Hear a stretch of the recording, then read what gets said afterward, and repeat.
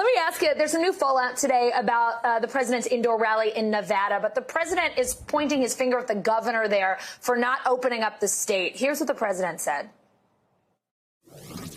You know, I put a lot of money in this state, and it's been a great investment, and we want to keep this state strong, not for that reason, by the way, for other reasons, because this is a great place. You have a governor right now who's a political hack. We want to put violent criminals behind bars and tell your governor to open up your state, by the way. How's the governor of Nevada responding to that today? The governor put out a series of tweets. I'll read you one last night where he said, quote, "At a time when Nevada is focused on getting our economy back on track and protecting public health, the president's actions this weekend are shameful, dangerous, and irresponsible." The governor put in a mandate in the state that there were not to be gatherings of more than 50 individuals.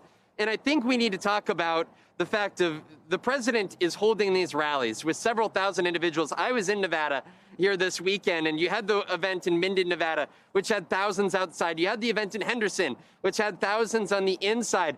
There was hardly any mask wearing. There was no social distancing. The president of the United States has made the decision to continue to play down the severity of the threat of the coronavirus. Nearly 200,000 Americans have died, including 1,400 in Nevada, more than 5,000 here in Arizona.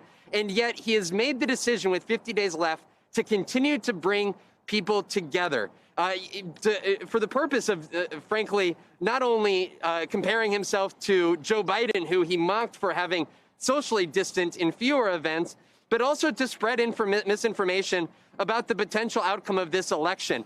He himself on Saturday at his rally in Minden said that this election is rigged. It's the only way we're going to lose. End quote. This is a president who is going to Nevada, to Arizona. He is making a concerted effort to campaign just like he did in 2016, relying on that apparent enthusiasm on the ground. The question is, at what cost to communities like this, Allison? Yeah, Vaughn, a big question there. At what cost? Vaughn Hilliard, cool as a cucumber, in a blazer, in 103+ degrees in Phoenix, Arizona. Always great to see you, my friend. Hey, NBC News viewers, thanks for checking out our YouTube channel. Subscribe by clicking on that button down here and click on any of the videos over here to watch the latest interviews, show highlights, and digital exclusives. Thanks for watching.